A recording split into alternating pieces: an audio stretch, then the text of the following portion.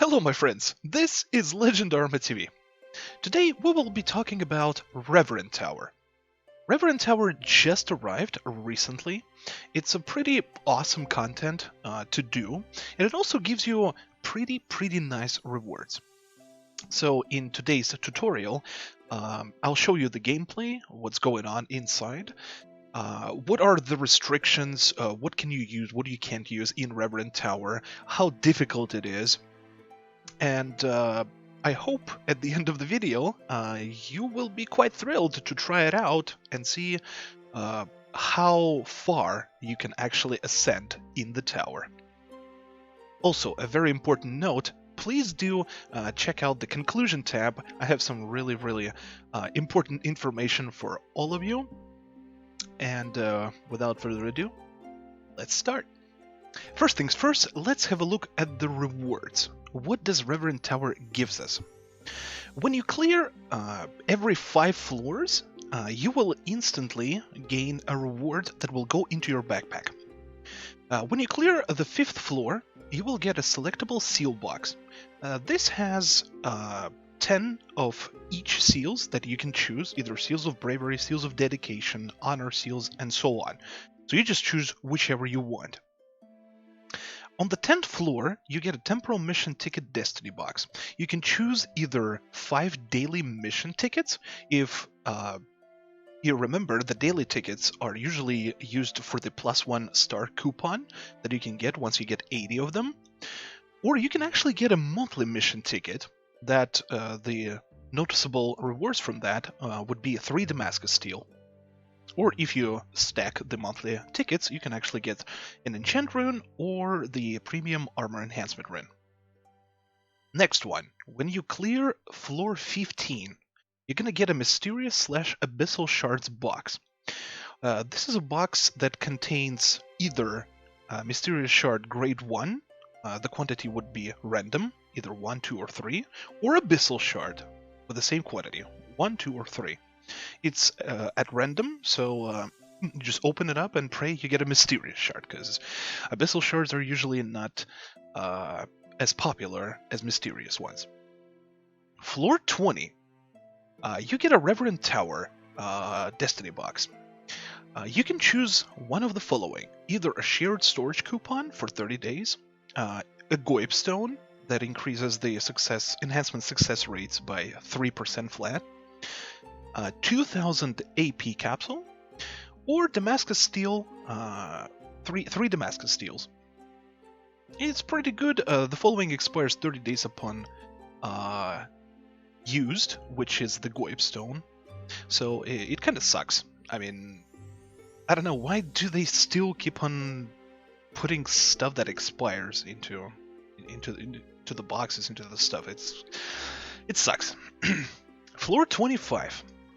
You get a choice box, and here you can choose either daily mission tickets, 10 of them, 10 departure licenses, which is quite crazy. That allows you once a month to, to spam some of the raids that you just want to spam for particular drops, which is great. You can either choose additional departure boost for 3 days, so you will get 5 departure licenses per day. Technically, additional departure boost pack is better than 10 departure licenses because the total amount of departs that you will gain from the boost pack is 15 versus 10 straight up licenses. So I would take that. Or a premium enhancement rune. However, the premium enhancement rune expires in 30 days upon getting it. So choose wisely. This box is pretty PogChamp. It's really good. And finally, floor 30, you gain the last one. You get an Ancient Title Destiny box that contains around 100 different titles that you can choose. 1. 5-time Alchemy Liquid TP plus 50 30 times. That is a potion that increases your transformation points. I don't really know if anyone would want to get that, but whatever. Airtight selectable seal box. Now this seal box is kind of the same than the one you get from the 5th floor, but since it's airtight, you can actually try and sell it on the market. I'm not quite sure if it's worth a lot of money, but if you want to, you can actually get that. And Strike Ticket Destiny Box ×2. So what's so good about the Strike Ticket? The Strike Ticket works for redeemers. So let's say you did 4 Balors, right? So you're technically capped. You can still do Balors, but you ain't gonna get the progression, you ain't gonna get the seals if you ran it 100 times.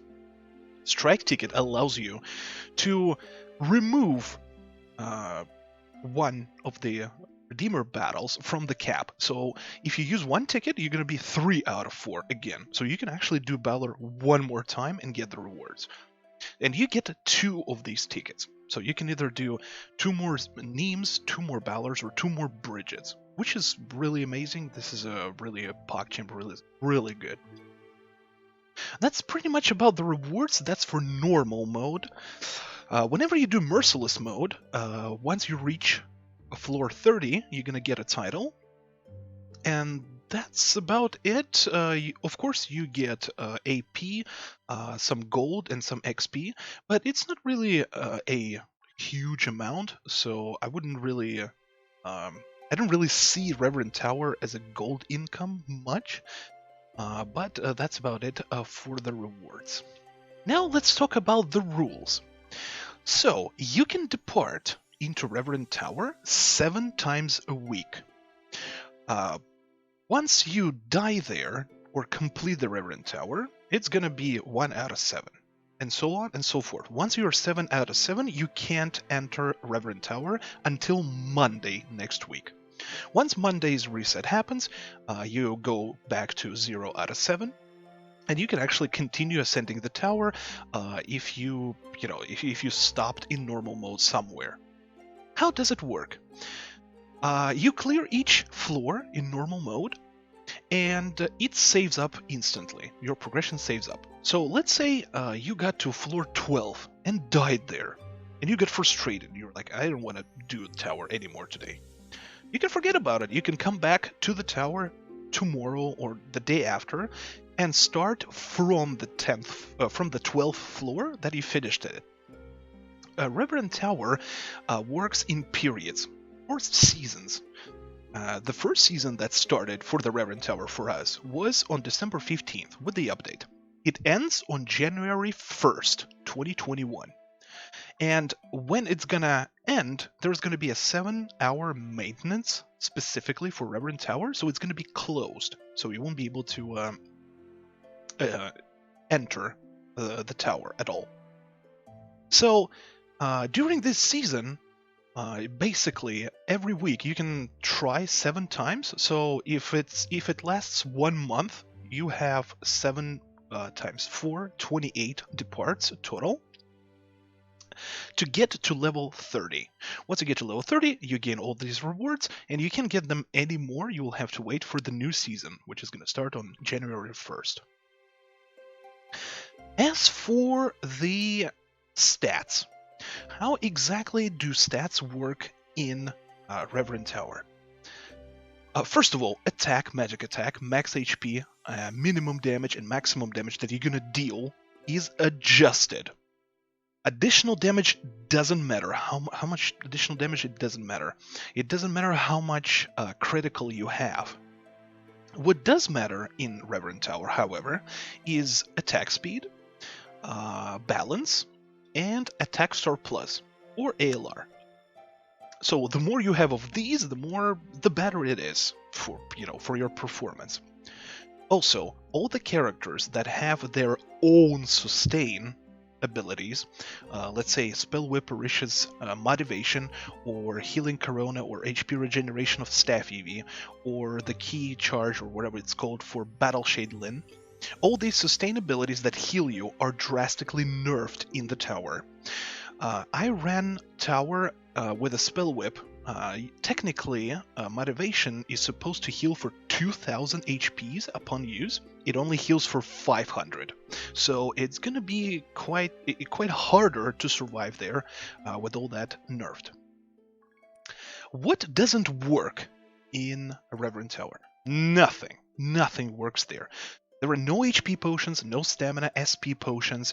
You can't have any buffs, only your character-specific ones for attack or whatever you have. No soap, no campfires. You can't use any artifacts, any HP potions, as I said. You can't use transformation. So it's just your abilities alone and your skills. So you ascend the tower and try to get as far as possible and clear the 30 floors. And once you're done, you can actually challenge yourself to a Merciless Mode. But we're going to talk about it a bit later. Now that we're done talking about all the stuff that Reverent Tower has, let's have a quick look at the gameplay. What's going inside? Alright, let's have a look what's happening inside Reverent Tower. So you start at floor 1, and Reverent Tower is pretty much aim lacquer. You can't use your potions, you can't use your artifact, your transformation, as I said in the rules. You just have to one-on-one bosses, one after another, and try to survive as much as possible. Once you defeat the boss on the floor, you're gonna ascend to the next one. What happens when you defeat every boss? Whenever you defeat them, the game allows you to choose 1 out of 3 different perks that will be only useful and will only work on the next floor. Not for the whole tower, just the next floor. There are different stuff there. There can be a damage boost that increases the overall damage that you're gonna do in the next floor. You can restore some SP, you can restore some HP. You can get a stamina restoration boost. You can also get a stack of 1 bar of the altar time gauge that is on top. You can see it on top, but we're going to talk about altar time a little bit later. And this is just the testament of true skill, of how do you use your offense and defense, how well you know the bosses, how well you know your character, and how you just mix it up all together. Ultimately, the sole purpose of the tower is to get to the 30th floor and receive all your rewards and just be like, yeah, I'm cool, you know. It's pretty PogChamp. It's the only bad thing about it is that it's a solo mode, and we're playing MMORPG, right? But it's still pretty nice to have a content like this in the game, so you can challenge yourself and get some nice rewards every month. It's really good. So keep on fighting, keep on adjusting to the bosses. If you're struggling with some of the bosses, go to the aim lacquer and practice versus them, so you can defeat them with ease next time. The buffs that you're gonna acquire on each floor are gonna be different, and the rotation of the bosses with each season are gonna be different. So it falls under a little bit of RNG, I would say. That, you know, sometimes you would want this HP restoration buff at the end, and it never happens, so you might actually fail without having, you know, extra HPs to take another hit. So don't get frustrated, you can always try again, up to 7 times, as I said. Keep on fighting them. Every 5 floors, you're gonna be fighting a difficult boss. Right here, it's Lubash the Usurper. He freaking sucks, I hate him. And as you can see, on the edge of the arena, there is going to be this area. It's going to be different colors. You don't want to step there. Once you step there, you're going to start receiving damage. So every 5 floors, it's like a new challenge for you. That basically puts you in a position where you have to conserve the space and actually be really, really vigilant on what's going on and try not to get to the edge of the arena. You keep on fighting them and get all these buffs depending on what you're missing for the next floor. So if you're like low on SP for Spellsword Orisha, you might want to get an SP buff, so you can technically use the MP swap for more mana, for more damage. Use that time while you're ascending on the tower to, to get rid of the cooldowns, much like I just did for the MP swap for some extra mana. For staff EV, you can cast Coronas and other stuff. It's, you know, it's all up to you. Now, one of the other things that Reverent Tower has is called Alter Time. This bar over here, it fills up very slowly when you're attacking, and it fills very quickly when you get hit. What does it do? You have 4 bars of it, and you can activate it whenever you want. What happens? The bar starts depleting drastically, very fast, but it freezes time. Well, not really freezes, it just slows time. And your character continues fighting and moving with the same speed, but the bosses are getting very slowed. This is a pretty nice thing to have for butt-clenching situations when you really need to just escape either a red move or anything, just plan it out. It's really cool, but you can't really use it a lot. So try to save Alter Time for, for really hard battles that you might be struggling with. If you don't have a choice that you would benefit from, try get the damage down. It will at least save you some HPs whenever you're gonna get hit. And just continue ascending the tower floor by floor. If you fail in the normal mode, you will be able to start from the floor you failed on. And just try to get to level 30 to receive your awesome rewards. This might be really hard at first, because especially if you're not really familiar with the old bosses from like Season 1, Season 2, but sooner or later you will get a hang of it, and you will be able to defeat it. Don't get frustrated if you can't finish the tower. You get 7 more chances every week, so sooner or later, you will do it. That's pretty much it about the normal mode. Let's have a quick talk about the Merciless Mode, and that'll be pretty much it about the Reverent Tower. So what's the difference between normal mode and Merciless Mode in Reverent Tower? If you fail in normal mode, if you die, right? You will start from the same battle that you failed on. So let's say you failed on 15th floor, you're gonna start with the 15th floor. In Merciless Mode, if you fail, you have to start all over. So it's like it's a challenge mode. It's just for those who try to test. For players who are testing themselves how far they can go, and if you get to floor 30 on Merciless Mode, that's pretty PogChamp. It means you're pretty good at the game. As I said, you start at first floor if you fail, so you have to be really, really vigilant, and I wish you good luck with the RNG buffs that you're gonna receive, because sometimes you might get in a situation where you would be in desperate need of some SP or some healing or damage decrease, and it will never give you. So it might happen. It's, it's RNG. Vindictus is all about RNG. Even in this thing, in this content, there is a lot of RNG over here. Merciless Mode, there is a ranking for it. However, as far as I saw, the ranking just don't go by like the fastest. They just literally just show whoever cleared it and when and what time they did. So it kind of sucks and kind of pointless to do unless you want to get the title. So once you get the title from the Merciless Mode, you can actually forget about it and just wait for the next season to start to claim your normal mode rewards, which are the main reason of doing Reverent Tower. So, guys, I wish you good luck in this thing. It's quite challenging, but it's actually a lot of fun. It actually teaches you, allows you to see, to play your character better and learn some of the bosses that are from the past. So it's really awesome. I wish you all to get to floor 30, and if you happen to finish Merciless Mode, I'm very proud of you. And that's it for today, covering Reverent Tower. Guys, I wish you good luck. I know you can do it. Reverent Tower is an awesome content. I love it a lot, and it gives you really, really nice rewards. Thank you so much for watching. This was legendarma TV. Guys, what I wanted to talk about at the start of the video, why I asked you to get to the conclusion point, this video is the last video that I'm going to be making in this year.